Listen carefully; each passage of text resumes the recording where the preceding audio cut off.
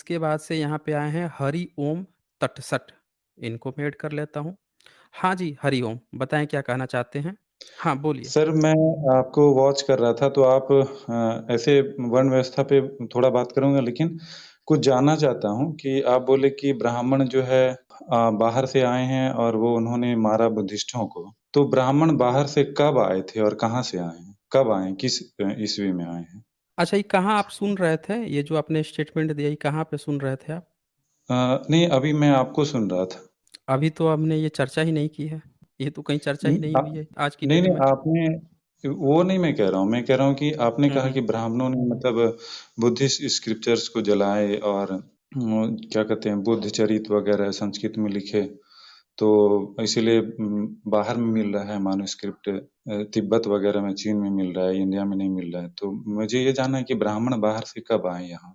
अच्छा, आपको पता होगा ना कि कब आए होंगे? इसका आपको आइडिया होगा? है कि नहीं है आइडिया, नहीं ये बताइए? देखिए मुझे ठीक से आइडिया नहीं है, मैं सिर्फ़ आर्यन इन्वेजन जानता हूँ। लेकिन अच्छा। पर आपने जो मतलब बातें कही कि ये मतलब जैसे पाणिनि सूत्र है वो 100 ही था, बाद में 400 हो गया। इस तरीके से ब्राह्मणों ने जो है अपने ग्रंथ को बाद में रचा, गढ़ाया, बढ़ाया है। मतलब 1000 ही था इसमें पाणिनि सूत्र में, ये 4000 कर दिए। तो धीरे-धीरे इन्होंने बढ़ाया है। तो मुझे इसलिए डाउट होने लगा है कि मतलब ब्राह्मण कब आए हैं? मतलब इंडिया में कब आए हैं? मुझे इसकी थोड़ा क्लैरिटी दे देते। अच्छा, मैं ये जानना चाहता हूँ कि क्या आपने कभी सावरकर के बारे में पढ़ा है? आपके जितने भी सावरकर जो का नाम ब्राह्मण लोग सुने हैं। हैं। अच्छा, नाम सुने हैं। आप ब्राह्मण हैं? हाँ। जी, बिल्कुल मैं ब्राह्मण हूँ। तो आप सावरकर का नाम और तिलक का भी नाम सुना होगा। हाँ, बाल गंगाधर तिलक का नाम सुना है। अच्छा, आपने नेहरू जी का भी नाम सुना होगा। जी, जी, जी। ये सब लोग भी ब्राह्मण ही थे। जी, बिल्कुल ब्राह्मण थे। केदारनाथ पांडे का भी आपने नाम सुना होगा। जी, नहीं मैंने नहीं सुना। हाँ, राहुल जी, संस्कृत्यायन उनको का नाम सुना सुना है। है आपने? जी। जी, अच्छा, जी, अच्छा। सुना हूँ। राहुल संस्कृत्यायन का ही एक्चुअल नाम जो है वो केदारनाथ पांडे है। तो अच्छा। अच्छा, दयानंद सरस्वती का भी आपने नाम सुना होगा। जी, बिल्कुल। इनमें से कोई भी व्यक्ति जितना मैंने नाम लिया, ये सारे के सारे ब्राह्मण लोग हैं और इनमें हाँ। से किसी भी व्यक्ति ने ये नहीं कहा कि ब्राह्मण जो हैं भारत के मूल निवासी हैं या यहाँ के हैं। इन सब ने एक छत से गाना गाया कि हम सब विदेशी हैं, बाहर से आए हैं, बाहर से आए हैं। ये सब ने कहा। मतलब आपके अगर नेहरू थे, वो भी अपनी किताब में लिख रहे हैं कि हम बाहर से आए हैं। दयानंद सरस्वती भी लिख रहे हैं कि उनका ओरिजिन भारत का नहीं है, बाहर से आए हैं। ये तिलक भी लिख रहे हैं कि हम बाहर से आए हैं और सावरकर भी इस बात को मैं तो कई स्ट्रीम कर चुका हूँ। किताब खोल-खोल के भी दिखाया मैंने कि सावरकर भी कह रहे हैं कि भई हम बाहर से आए हुए हैं। दूसरी चीज़ कि भारत का जो इतिहास भी था उसमें भी यही पढ़ाया गया कि ये सब बाहर से थे। सवाल ये उठता है कि यहाँ का जो जिसको शूद्र कहा गया, बहुजन कहा गया, उन लोगों को तो ना लिखने का अधिकार था, ना पढ़ने का, ना सिलेबस डिज़ाइन का, सब काम तो ब्राह्मण ही कर रहे थे। आज भी आप देखिए तो 92-98% ब्राह्मण ही प्रोफ़ेसर पोस्ट पे कब्ज़ा किए हुए हैं सेंट्रल यूनिवर्सिटी में। सारा चीज़ वो नीति निर्देशक हैं, सारा सिलेबस वो डिज़ाइन कर रहे हैं, पढ़ा-लिखा वो रहे हैं। इनके अच्छे-अच्छे लेखक जो प्रोफ़ेसर नहीं थे लेकिन सामाजिक संदर्भ में जो इम्पोर्टेंस रखते हैं, उन्होंने भी खुद को विदेशी कहा है। तो अब यहाँ पे एक बात ये आती है ना कि ब्राह्मण खुद को क्यों विदेशी कह रहे थे? भई शूद्र को तो चलो उसको पढ़ने का अधिकार नहीं था, तो उसको नहीं पता था, उसने नहीं कुछ लिखा-पढ़ा, लेकिन ब्राह्मण खुद को क्यों विदेशी कह रहे थे, ये मैं आपसे जानना चाहता हूँ। जी, हरि ओम तट सट। ये आप बता दीजिए। जी हाँ, बोलिए। मुझे लगता है कि उस वक़्त जो मतलब रिसर्च चल रही थी तो उस बेसिस पे जो अंग्रेज़ के दौर में तो उन्होंने बताया होगा आर्यन इन्वेज़न थ्योरी तो वही पढ़ कर के इन्होंने माना कि हम लोग बाहर से आए हैं। तो एक बात मैं ये समझता हूँ और बाकी इन्हें मुझे जो नहीं, लगता नहीं, है ये एक मेरी 1 मिनट, 1 मिनट। मैं यहाँ पे एक बात कहूँगा कि तिलक जो हैं, वो तो राष्ट्रवादी थे। वो तो अंग्रेज़ों के खिलाफ वो उठ खड़े हुए थे, लेकिन वो भी अपने को जी, बाहर से बताए हैं।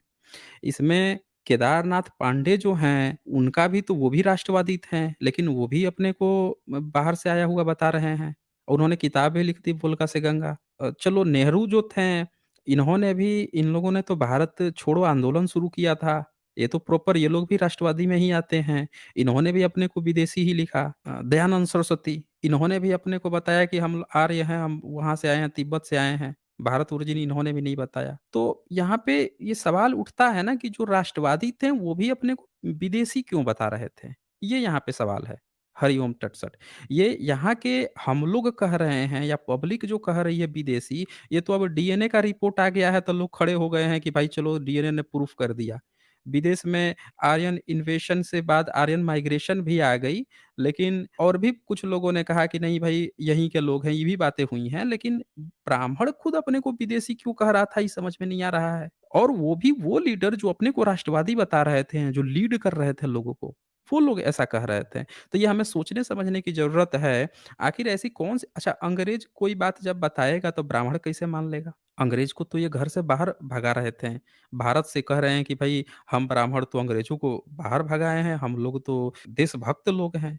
तो क्या ये मान लिया जाए कि ये सभी गद्दार लोग थे, जो अपने को विदेशी बता रहे थे? ये अंग्रेज़ों से मिले हुए थे? जी, हरिओम तटसट। जी, ऐसा तो नहीं कह सकते हैं। मेरा कहना था कि जो बचपन से शिक्षा मिली होगी और रिसर्च पेपर उन्होंने देखा होगा, तो उस आधार पे कहा होगा। नहीं, मुझे नहीं, तो उन्होंने आधार कोई पता नहीं। रिसर्च पेपर नहीं लिखा है। जैसे सावरकर अपनी किताब में लिखते हैं कि ईरान से यज्ञ की धुआएँ उठती थी और सब लोगों ने भी माना है और हमने भी माना है। वो तो सीधे-सीधे कह रहे हैं कि हम तो जो हैं विदेशी हैं, ईरान-विरान में हमारे पूर्वज रहते थे, उधर से हम लोग माइग्रेट करके आए हैं। ये सब तो वो लोग खुद बोल रहे हैं।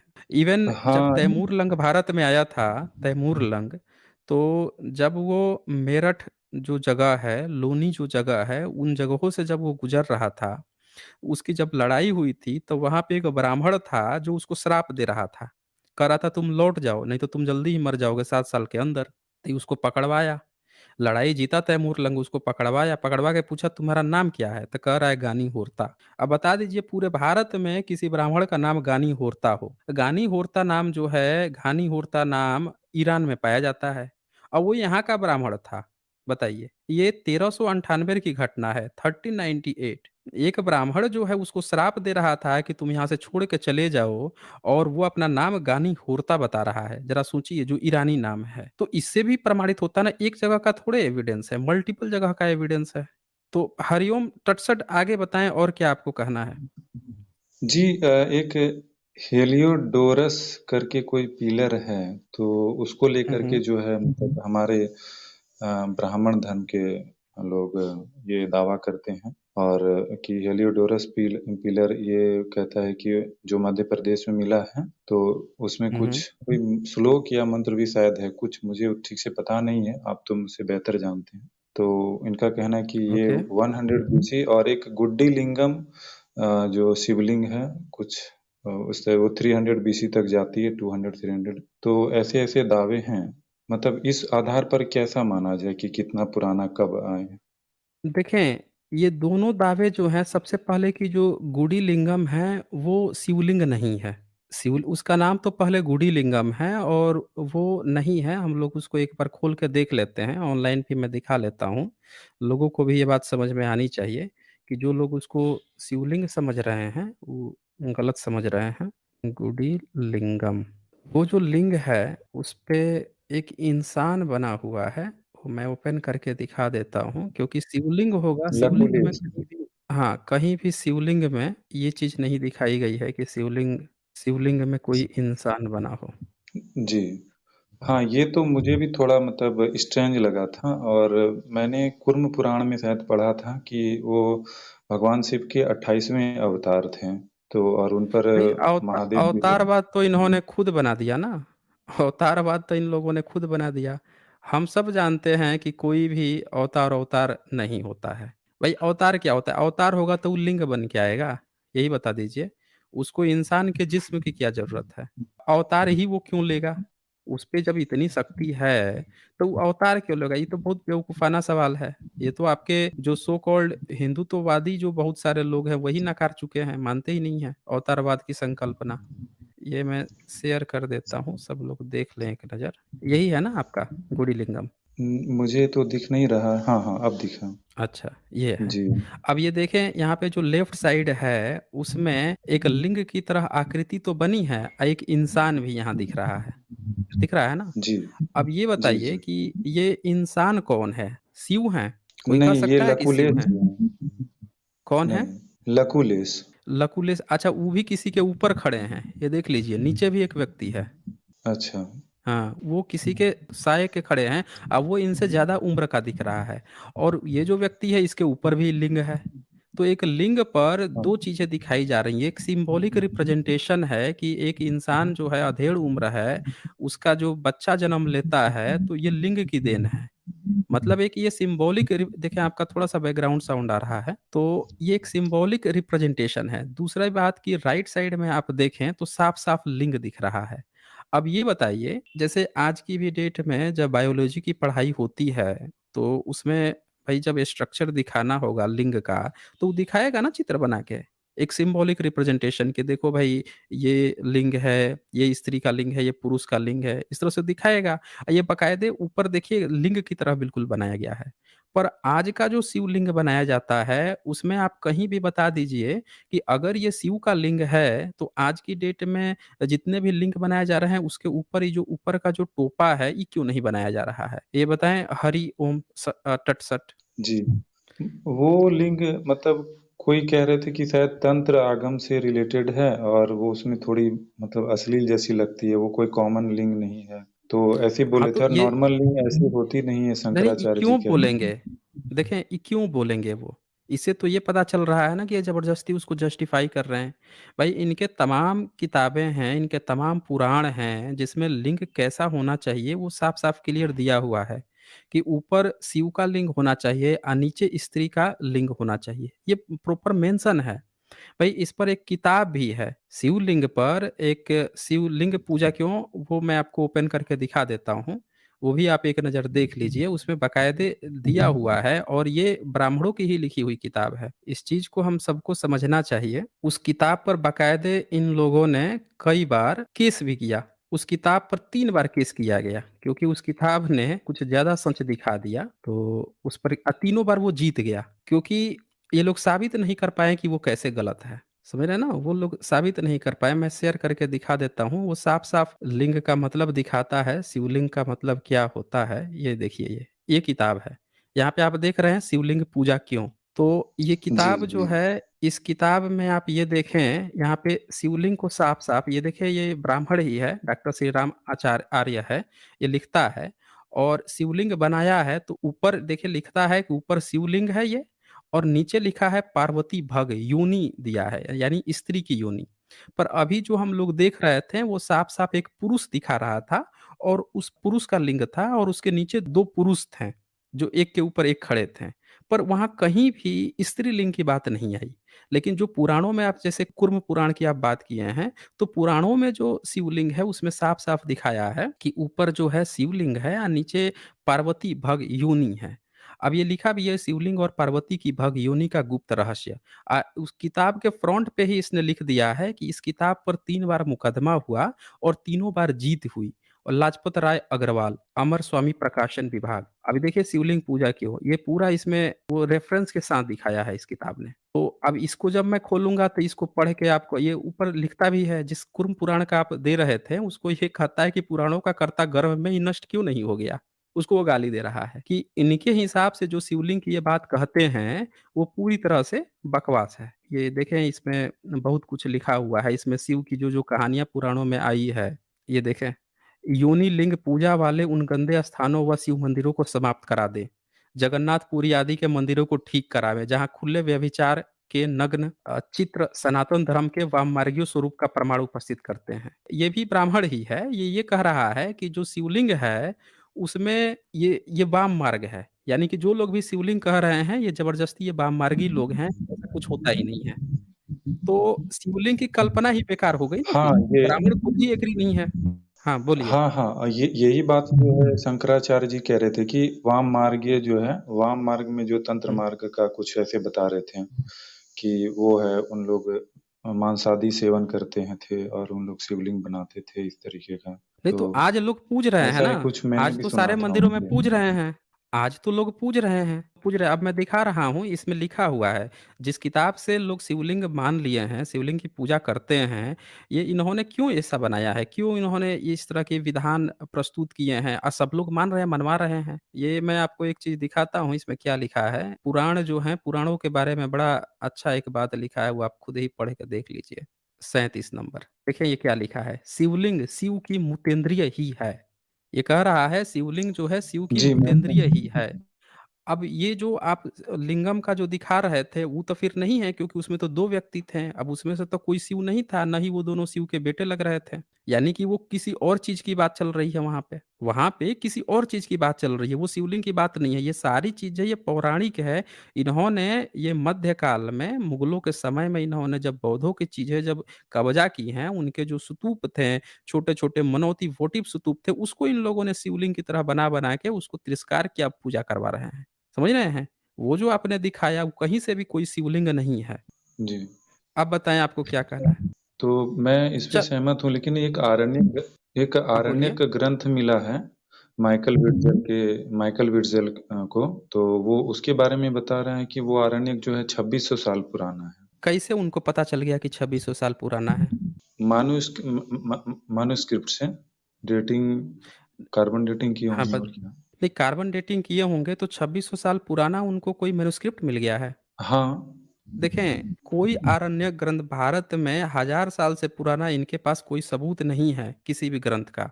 और 2600 साल पुराना भाई कैसे इनको मैन्युस्क्रिप्ट मिल जाएगा? किस लिपि में लिखे थे? बताइए ज़रा। 2600 साल पहले किस लिपि में ये लिखे थे? शायद वो खरोष्टी या कुछ ऐसे लिखा हुआ था, मुझे याद नहीं है, मैं आपको शेयर कर दूँगा कभी। आप शेयर तो कीजिए। आप शेयर करके दिखा दीजिए। 2600 साल पहले खरोष्टी तो अस्तित्व में ही नहीं आई थी। खरोष्टी तो 2300 साल पहले आई है अस्तित्व में। जी, हाँ, तो वो आप देख जो भी लीजिएगा ना, यहाँ पे वही बात रखिए जो आप वेरीफाई करके आ सके ना, जिसका आपके पास आपको वो लग रहा हो, क्योंकि ये फेक न्यूज़ है। भाई सम्राट अशोक जो हैं 2250 पे, थोड़ा-सा आप म्यूट रहिएगा क्योंकि आपका ना बैकग्राउंड साउंड आ रहा है। ये देखें, सम्राट अशोक के समय की लिपि कोई नहीं पढ़ सका। और बताइए, ये लोग मैन्युस्क्रिप्ट रखे हुए थे तो उस समय की लिपि या उससे पहले की लिपि इन लोगों को पता होनी चाहिए थी ना। गुप्त वंश की इनको लोगों को लिपि नहीं पता थी, शुंग वंश की लिपि नहीं पता थी, हर्षवर्धन काल की लिपि नहीं पता थी इन लोगों को। अब ये लोग दावा कर रहे हैं कि इनके पास 2600 साल पहले मैन्युस्क्रिप्ट, वो झूठी बात है, गपोड़ी बात है। सच्चाई आप देखेंगे तो पुरानी जितनी मैन्युस्क्रिप्ट मिली हैं वो सारी बुद्धिस्टों की मैन्युस्क्रिप्ट है।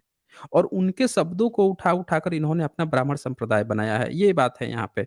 हरि ओम तटसट। चलें फिर। जी, मैं जाते-जाते एक चीज़ मैं पूछना चाह रहा था, जो मैं एक बार हुँ, कभी हुँ। पूछा था, लेकिन मेरी इंटरनेट चली गई थी, तो अच्छा। मेरा सवाल ये था कि बिना जैसे कि मैंने कहा था कि मुझे बुद्ध धर्म बहुत पसंद है। मैंने कहा था पर्सनली कि मुझे बौद्ध धर्म बहुत पसंद है। लेकिन मुझे ईश्वर से आस्था खत्म नहीं हो रहा है। मतलब ईश्वर में संतुष्टि मिलता है, और तो इसको कैसे खत्म किया जाए कि मतलब ईश्वर का जो डर है या संतुष्टि है, तो इसको खत्म करने का तरीका बता दीजिए?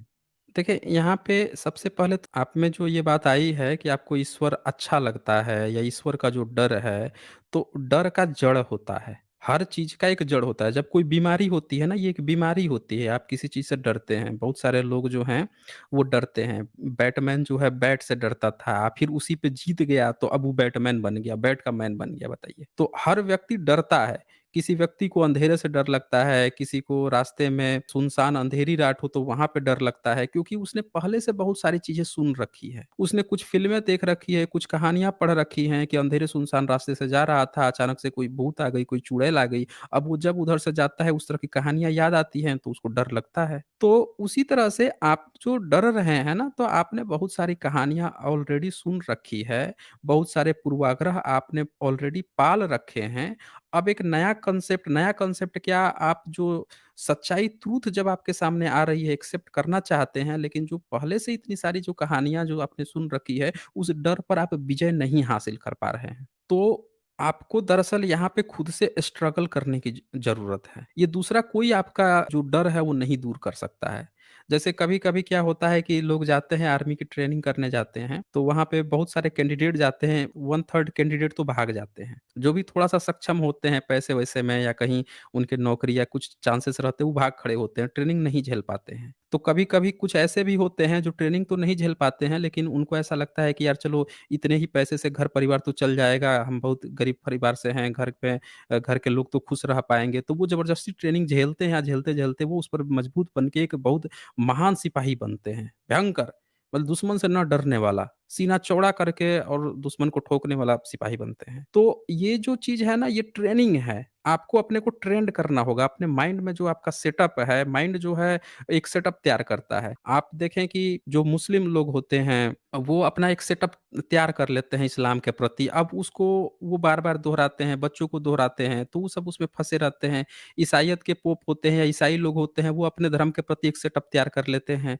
तो हर व्यक्ति अपने-अपने धर्म के प्रति सेटअप तैयार कर लेता है। अब जब उसको कुछ सच बताइएगा, तो उस सेटअप से बाहर नहीं निकल पाता है। तो उसी तरह से आपके अंदर अभी तक का जो सेटअप है ना, वो उससे आप बाहर निकल नहीं पा रहे हैं। हालाँकि ट्रुथ आपके सामने है, आपको लग रहा है कि सब चीज़ सही है, फिर भी आपका जो पहले का पूर्वाग्रह है, वो आपको डरा रहा है, आपको खींच रहा है। इस समय आप एक ऐसे दोराहे पर खड़े हैं, जो अपने आप से लड़ रहा है। इस लड़ाई पे विजय सिर्फ़ आप हासिल कर सकते हैं। याद रखिएगा, इतिहास उन्हीं लोगों को याद रखता है ना, जो सही डिसीज़न लेते हैं। तो ये आपका समय है डिसीज़न लेने का, अपने माइंड को सेटअप करने का। आप एक सही डिसीज़न लीजिए कि आपको सत्य के साथ खड़ा रहना है या पूर्वाग्रह के साथ ही जीना है। ये आपको तय करना होगा और कोई नहीं कर सकता। बाकी लोग सिर्फ़ मार्ग बता सकते हैं। तो ठीक है, जैसे कि हरि ओम। आपने सारे धर्म की पुस्तकें पढ़ी, इस्लाम की, हिंदुइज़्म की, ईसाइयत की, तो सब जानते हैं कि हिंदू धर्म से ज़्यादा डराया हुआ है इस्लाम में, ईसाइयत में। तो आप इतने सारे बुक को पढ़ कर के आप कैसे उस पे विजय हासिल किए? थोड़ा गाइडलाइंस दे दीजिए और उसके बाद मैं चला जाता हूँ या आप मुझे हटा कर के भी बोल सकते हैं। देखें, हरिओम जी, आप हर धर्म का धंधा जो है डराने पर चलता है। सिर्फ़ डराने के लिए कुछ होना चाहिए। बच्चे को डराने के लिए बाहर कोई भूला होना चाहिए, कोई भूत होना चाहिए, कोई बंदर होना चाहिए, कोई भालू होना चाहिए। नहीं भी होगा तो एक काल्पनिक जड़ दीजिए कि बेटा रात में जाओगे इधर-उधर ना, तो वो तुमको पकड़ लेगा, वो काट लेगा, भूत पकड़ लेगा। अब बच्चा डरेगा। तो सारे धर्मों ने डराया है। भई अंधेरे का डर दिखा के टार्च बेच रहा है तो गड़बड़ है ना। टार्च बेचने के लिए उसको अंधेरे का डर दिखा रहा है। सारे धर्मों ने दिखाया है। कुछ ऐसे भी लोग हैं जिनको कभी डर दिखाने की ज़रूरत ही नहीं पड़ी कि उन्होंने उस डर को ही मार दिया, खत्म कर दिया। तो उसमें से निरीश्वरवादी लोग भी हैं, उन्होंने ईश्वर को ही खत्म कर दिया। सारे धर्मों ने ईश्वर अल्लाह गॉड को स्थापित किया, फिर उसके नाम पे जहन्नुम बना दिया, फिर उसके नाम पे हेल बना दिया। अब उसमें आपको खौफ दिखा रहे हैं, मरोगे, खपोगे, ये होगा, वो होगा, चीर देगा, फाड़ देगा, ज़बान के बल चलाएगा तो सर के बल चला देगा, कब्र से निकाल-निकाल के ये करेगा। चल रहे हैं, सब लोग डर रहे हैं। तो ये डर सब लोग अंधेरे का डर दिखा के अपनी टार्च बेचते हैं अपने-अपने धर्म का। आपने कहा कि आपको बुद्ध धर्म अच्छा लगता है, आप तो क्यों अच्छा लगता है? इसीलिए तो अच्छा लगता है कि उसमें ईश्वर नहीं है, डर नहीं है, डर को खत्म कीजिए।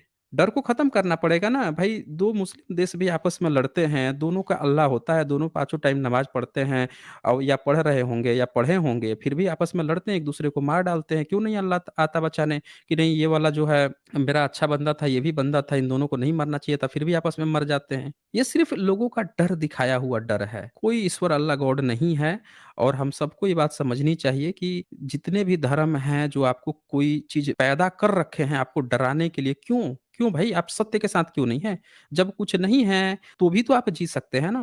भाई लड़कियों का अगर बलात्कार हो रहा है, यौन शोषण हो रहा है, क्राइम हो रहा है, इतने सारे लोग मारे जा रहे हैं, तब कोई ईश्वर नहीं आ रहा है। फिर भी आपसे कहा जा रहा है कि जाके नमाज़ पढ़ लोगे, आप जाके प्रेयर कर लोगे, मंदिर में घंटा बजा आओगे, तो आपकी ईश्वर आपका साथ भला दे देगा, आपका साथ दे देगा। अरे कुछ ना कर रहा वो, कुछ नहीं कर रहा। ये सिर्फ़ आपके मन का वहम है, आपको ही इस पर विजय प्राप्त करनी है। कोई दूसरा, तीसरा आपका कुछ भी आपको नहीं कर सकता। सिर्फ़ वो आपको सजेशन दे सकता है, विजय आपको ही प्राप्त करनी है। बस इतनी सी बात है। और आपको रास्ता चूज़ करना है। एक होता है ना कि चौराहे पर 4 रास्ते होते हैं।